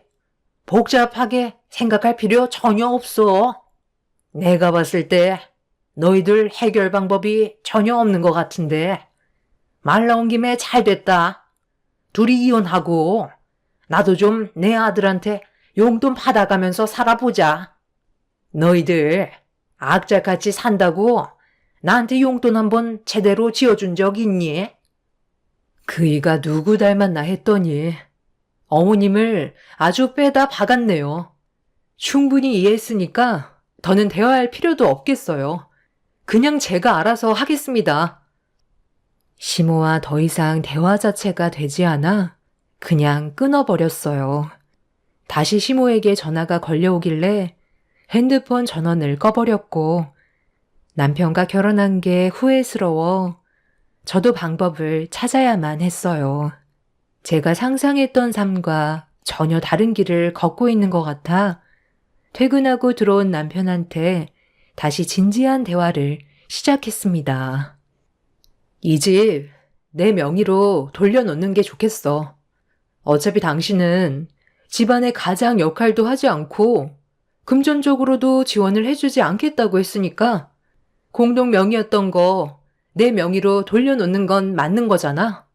어차피 대출받은 거 빚이 대부분이고 당신 돈보다 내 돈이 훨씬 더 많이 들어갔으니까 나는 그게 맞는다고 생각하는데. 그럼 내 월급 전부 쓰는 조건으로 명의만 변경해주면 된다는 거지? 그거야 어려운 건 아니지. 나중에 딴 말 하면 안 돼. 아, 아니다. 말 나온 김에 각서 쓰자. 뭐든 확실하게 짚고 넘어가는 게 좋으니까 영상까지 직접 촬영해서 증거물을 만들어 놓자고. 당신이 집에서 버는 돈으로 좀 더 쪼개서 생활하면 충분히 가능하잖아. 남편은 자신의 월급을 전부 다 쓰는 조건으로 공동 명의의 아파트를 제 명의로 돌려놓았습니다. 당장 어떤 일이 벌어질지 전혀 알지 못한 남편은 자기가 버는 돈 전부를 혼자 쓸 수 있다는 생각에 입꼬리가 하늘을 치솟고 있었습니다. 어차피 이혼 얘기가 오고 간 마당에 제가 남편한테 기대할 것도 없었고 같이 살고 싶은 마음도 이미 떠나버렸기 때문에 조금의 미련은 없었어요. 무책임한 가장을 데리고 힘들게 사느니 차라리 저 혼자 열심히 벌어 모아 제 아들과 남은 인생 사는 게 스트레스 안 받고 앞으로 커갈 아이한테도 정신적으로 안정을 줄 수 있을 거라 확신했어요. 그래서 아파트 명의가 제 이름으로 변경이 된 순간부터 제 행동은 180도 바뀌게 되었고 달라진 모습에 당황한 남편은 저에게 불만을 표출했지만 눈 하나 깜빡하지 않고 제 할 일 하며 대화를 이어나갔습니다. 큰 소리 치지 마. 상우 이제 잠들었어. 그리고 나 일하는 거 안 보여? 나 혼자 벌어먹고 살아야 해서 일적으로 더 많은 시간을 사용해야 된다고. 그러니까 방해하지 마. 아, 그래도 이건 너무하잖아. 너 지금 내가 월급 전부 다 사용한다고 해서 이런 식으로 치사하게 나오는 거야? 아무리 그래도 그렇지. 기본적인 건 해줘야지. 내가 왜 그렇게 해줘야 되는데? 네가 이미 집안의 가장 역할을 포기했는데 나도 대우해줄 필요 없는 거 아니야? 원하는 게 있으면 돈을 줘. 내 시간을 당신 뒤처리 해주는데 사용할 수는 없거든. 너도 이 집에 어느 정도 진짜 손톱만큼 지분이 있으니까 자는 것까지는 허용해 주겠지만 그 이상은 네가 알아서 해. 아, 그렇다고 빨래를 전혀 안 해주는 건 말이 안 되지. 이런 식으로 치사하게 나올 줄 몰랐는데 정말 너무하네. 나보고 이 집에서 잠만 자라는 거야? 잠만 자게 해주는 것도 감사하게 생각해야지. 이 집에 들어오는 순간부터 네가 원하는 걸 나한테 요구하려면 돈부터 지불해. 거기 테이블에 가격표 올려놨어. 세탁기 한번 사용하고 빨래까지 널어주는데 10,000원이야. 밥 먹고 싶으면 냉장고에 반찬 꺼내 먹으면 되는데 그것도 역시나 내 고생이 들어갔으니까 밖에서 사 먹는 것처럼 돈 지불하고 먹으면 돼. 그냥 너는 이 집에서 잠만 자는 거 말곤 전부 다 돈이라고 생각하면 되는 거야. 정신 나갔다고 내 시간 써가면서 무상으로 일을 해줄지 알았어? 너도 하고 싶은 대로 하면서 살겠다는데 나도 그렇게 하지 말라는 법 없잖아. 원하면 언제든지 나가도 돼. 저기 현관 앞에 캐리어 있거든? 대충 짐 싸놨으니까 불만 있으면 나가던지 아니면 조용히 방에 들어가서 잠이나 자. 그리고 화장실 한번 사용할 때마다 나한테 10,000원 주고 들어가라. 네가 한번 들어갔다 나오면 뒤처리 항상 내가 있었잖아. 너는 그냥 씻고만 나오지. 정리는 아예 하질 않잖아? 그 일도 내가 해야 되니까 당연히 돈을 받아야겠지? 작은 걸 봐도 무조건 10,000원이니까 나한테 돈 주고 싶지 않으면 밑에 관리사무소 가서 볼일 보고 오든지 해. 아, 그리고 저기 CCTV 달아놨거든? 나 자는 동안 네가 몰래 돈도 안 주고 집안의 물건 함부로 사용할 수 있을 거 아니야. 계산은 철저하게 해야 돼서 설치한 거니까 나한테 돈 주기 싫으면 들어가서 잠이나 자. 너 나랑 뭐 하자는 거야? 정말 이런 식으로 할 거야? 애들 장난하는 것도 아니고 집안의 물건 사용할 때마다 돈 내라는 게 말이 되냐? 이럴 거면 차라리 이혼을 해. 그게 내가 원하는 거야. 불만이 있으면 이혼해. 나도 어차피 더 이상 너 같은 쓰레기랑 같이 살고 싶은 생각 전혀 없어. 나 일해야 돼서 바쁜데 말 시키는 것도 돈이다. 남편은 전혀 예상하지 못한 상황에 당황해선 얼굴을 붉혔어요. 이미 본인이 저와 함께 살고 싶지 않아서 멋대로 하겠다는데 제가 그런 남편한테 끌려다니며 애원하고 싶지 않았고 이미 저 또한 마음이 떠나가 버렸기 때문에 남편과 관련된 어떠한 일도 해주고 싶지 않았습니다. 그날 이후 남편은 제가 예상한 대로 집에 들어오지 않았어요. 갈 곳이 시댁밖에 없다는 걸 알고 있던 저는 전혀 신경을 쓰지 않았고 이 문제로 시모에게 계속 연락이 왔지만 받지 않았습니다. 어차피 좋은 말 듣지도 못하는데 스트레스 받는 일을 만들고 싶지 않았어요. 그렇게 남편과 별거를 한 지 2달 정도 되는 동안 남편과 시모는 저희 집에 찾아오지 않았습니다. 아마 시모가 옆에서 제 욕을 엄청 많이 하고 있다는 걸 대충 예상할 수 있었어요. 용돈 받아가면서 생활한다고 했으니 저와 하루빨리 이혼하길 원하고 있겠죠. 남편도 자기가 벌어들인 월급 혼자서 쓰게 되니 더는 제가 필요 없다고 생각할 게 뻔했었고 저와 이혼을 하게 되면 어떻게 손해를 안 보게 될지 그런 것들을 고민하고 있을 것 같은 느낌이 들었습니다. 그래서 저 또한 이혼을 하기 위한 준비를 시작했고 제가 받았던 상처 그대로 돌려주고 싶었어요. 그리고 2달이 지나고 3달이 되었을 시점에 남편이 집으로 들어왔어요. 저는 그런 남편을 무시하고 제 할 일 하고 있었는데 제 옆으로 다가와 말을 붙였어요. 내가 요 몇 달간 곰곰이 생각을 해봤는데 이렇게 사는 건 정말 아닌 것 같아. 다시 예전처럼 지낼 수 없을까? 내가 앞으로 잘하면 되잖아. 아니야, 그럴 필요 없어.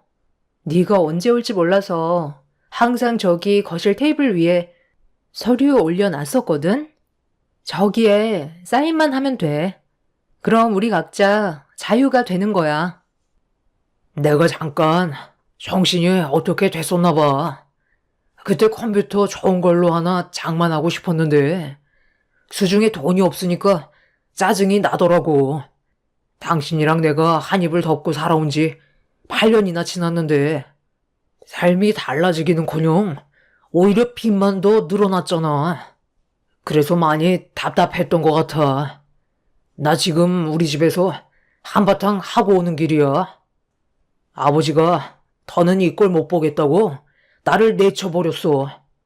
그런 상황에서 우리 엄마가 끼어들면서 부모님 대판 싸우길래 나로 인해 많은 사람들이 피해를 보는 것 같아 다시 돌아온 거야.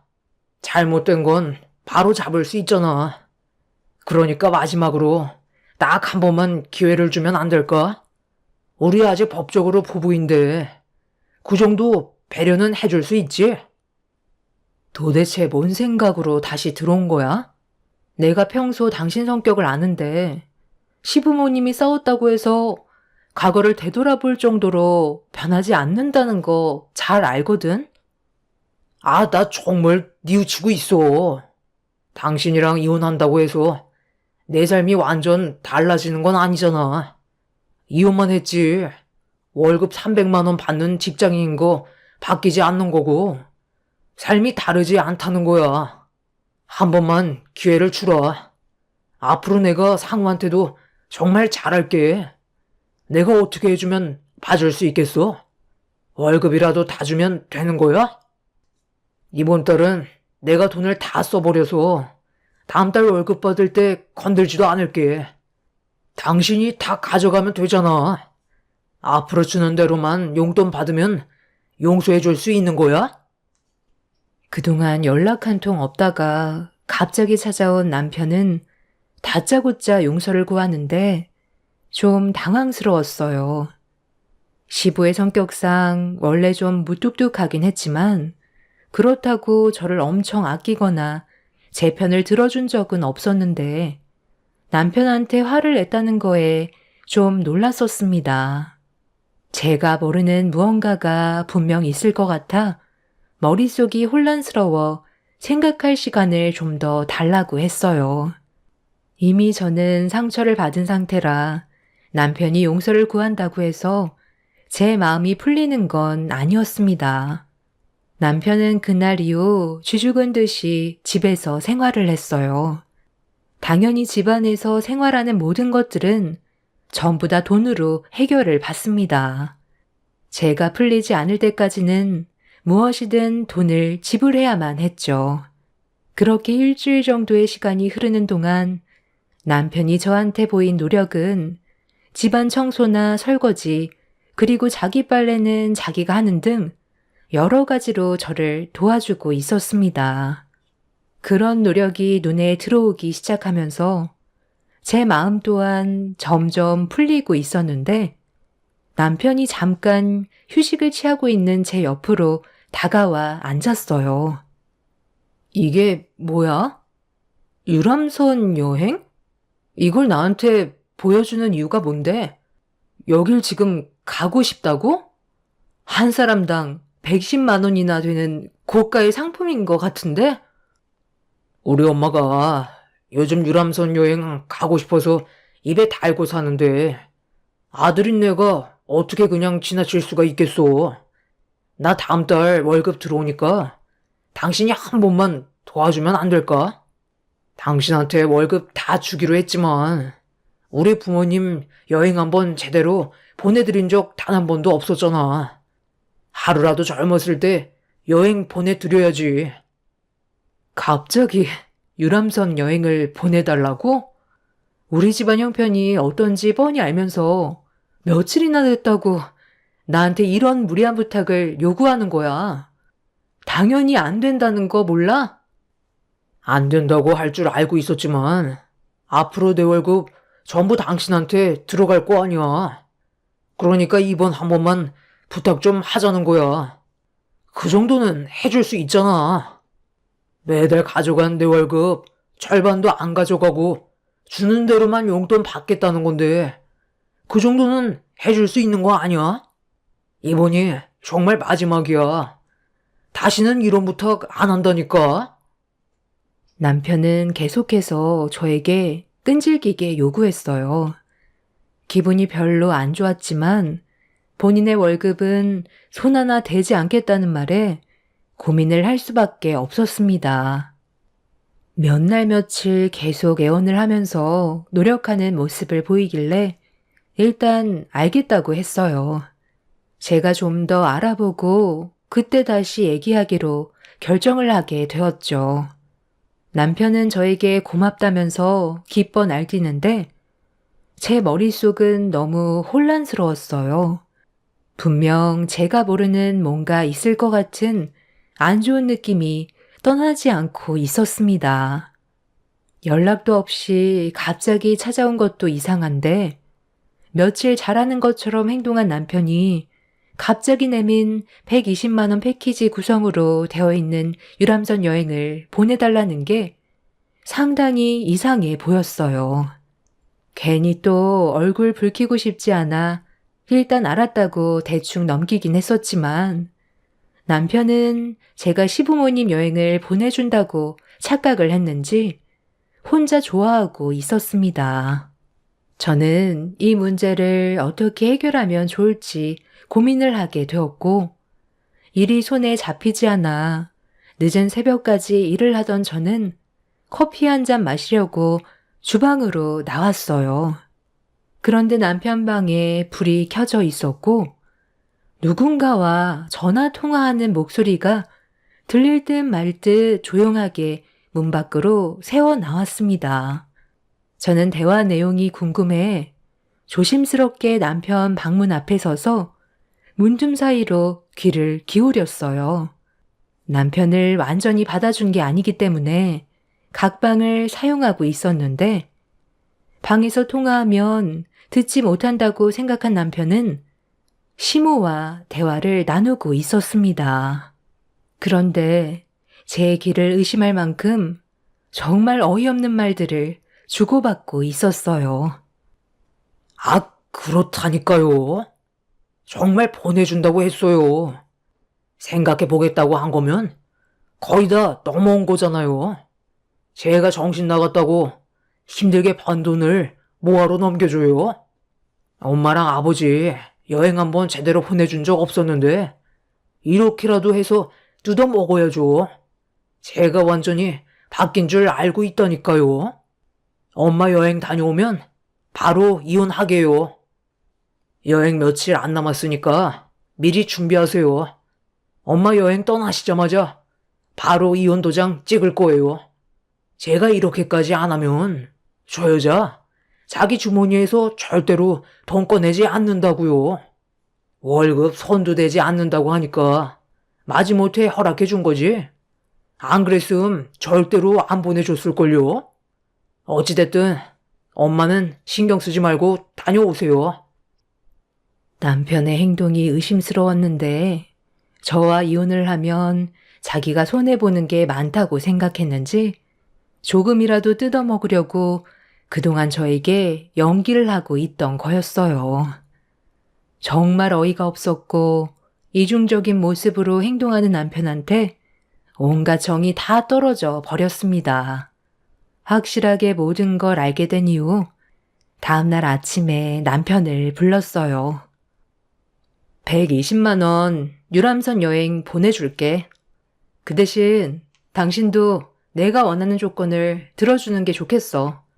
일단 여기 이혼 서류에 도장부터 찍어줄래? 우리 관계 아직 정리 안 됐잖아. 당신이 나한테 조금이라도 거짓말을 하고 있다면 지금 말해. 하지만 조금도 거짓된 행동을 하지 않고 나에게 진실한 모습만 보여줬다면 이혼 서류에 도장을 찍어. 만약 서로 조금의 문제라도 생긴다면 그때 우린 뒤도 안 돌아보고 이혼하는 거야. 나한테 한 약속 끝까지 지켜줬으면 좋겠어. 앞으로 당신 월급은 내가 관리하는 거고 그 조건으로 시부모님 유람선 여행 보내드리는 거야. 그리고 집안의 가장으로서 최선을 다하면서 살아줬으면 좋겠어. 만약 우리 관계에 문제가 생긴다면 상우도 볼 수 없을 거야. 나는 마지막으로 기회를 주는 거니까 나한테 진심으로 다가온 게 맞다면 이혼 서류에 도장을 찍어. 당신 마음이 진심인 걸 보여주라고. 그럼 내가 거짓으로 얘기했겠어? 당연히 진심이지. 만약 거짓이라면 당신이 원하는 대로 할 테니까 이제 그만 의심하고 나 믿어줘.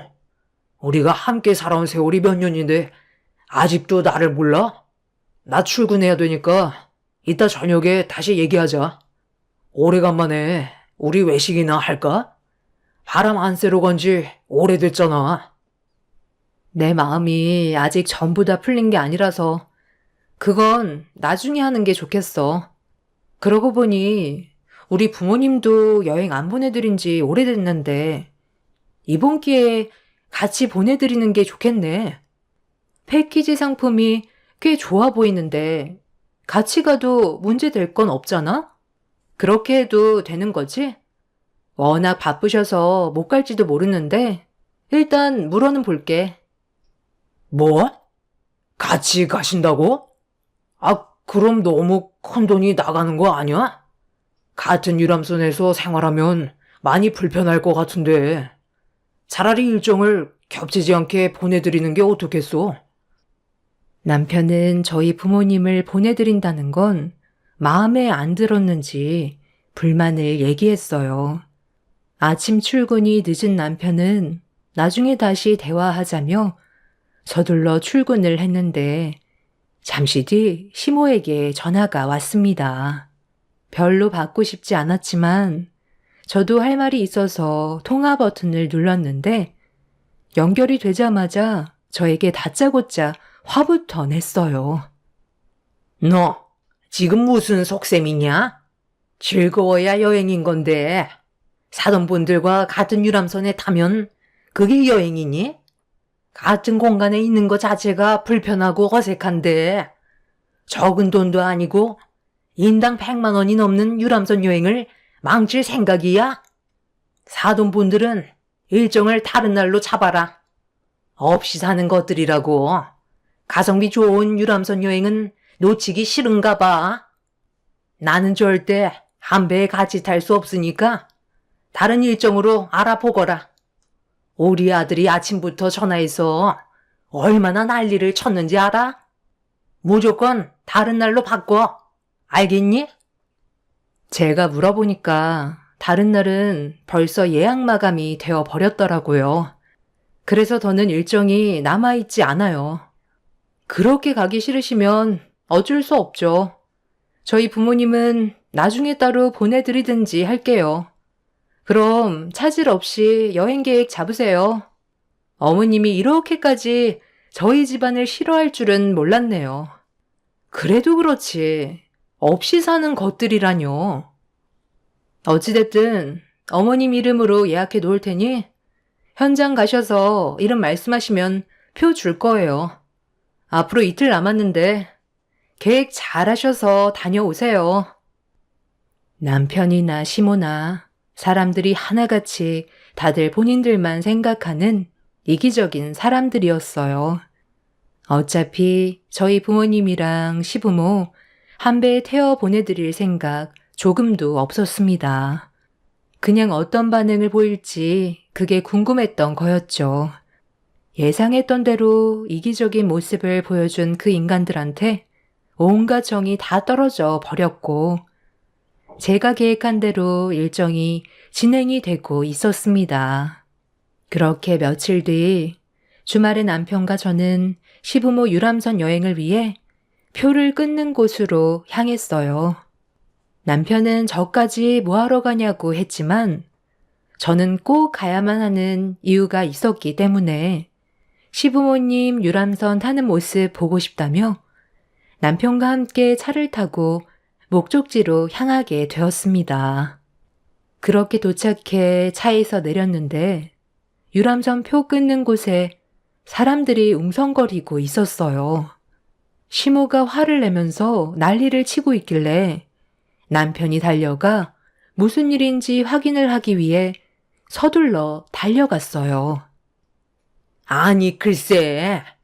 며느리가 내 이름을 말하면 유람선 탑승표를 준다고 했는데 내가 명단에 없다잖아.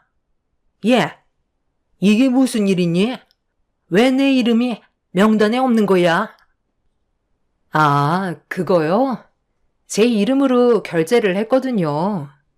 어머님 이름으로 결제를 하려고 했다가 마음이 바뀌어서요. 잠시만요. 아, 이제 곧 올 때가 됐는데. 아, 저기 오고 있네요. 뭐야? 왜 저 외제차에서 사돈분들이 내리시니? 그리고 여기 선착장인 왜 온 거야? 같은 유람선 안 타기로 하지 않았어? 나한테 거짓말 한 거야? 저는 거짓말 한 적 없는데요. 거짓말은 제가 아니라 당신 아드님이 했겠죠. 정말 어이가 없어서 저한테 접근했던 게 고작 이깟 유람선 여행 가려고 했던 거예요. 본인들 돈 쓰기 싫으니까 나를 살살 굴려서 결제하게 만든 다음 이혼하려고 했다면서요? 아침부터 녹음된 증거물 틀고 싶지 않으니까 저리 좀 비켜주세요. 저희 가족 여행 가기로 했는데 배웅 나와주셔서 정말 감사해요. 보니까 벤츠 외제차로 터미널에서부터 선착장까지 데려다주는 패키지도 있더라고요. 저희 식구들이 언제 외제차 타보겠어요. 이번 기회에 큰맘 먹고 패키지 상품에 포함시켜 봤거든요. 엄마, 괜찮았어요? 관광지 한 바퀴 도니까 기분이 어떠셨어요? 언니, 나 기분 정말 좋았잖아. 내 평생 외제차 보기만 했지 직접 타본 적 없었는데 관광지 한 바퀴 돌 때 친절하게 설명까지 전부 다 해줘서 너무 좋았다니까. 그런데 돈 꽤 들지 않았어? 외제차 2대면 가격이 상당할 텐데. 우리 가족 여행 보내주려고 너무 무리한 거 아니야? 유람선 여행도 상당히 비싸던데. 아, 어차피 이 사람한테 위자료 청구하면 되니까 상관없어. 살면서 한 번쯤은 우리 가족 여행 가보는 게 소원이었잖아. 당신 뭐 하자는 거야? 지금까지 나를 속이고 있었던 거야? 네가 원하는 대로 여행 갈 수 있을 것 같아? 당장 여행 티켓 취소해. 너희들도 절대 못 가. 어차피 네가 아무리 발버둥 쳐봤자 할 수 있는 건 아무것도 없어. 나한테 얼마나 많은 증거물들이 쌓여 있는지 알아? 너는 나 여행 다녀올 때까지 기다리고나 있어. 저는 외제차 투어를 마친 부모님과 동생들을 유람선에 올려 태웠어요.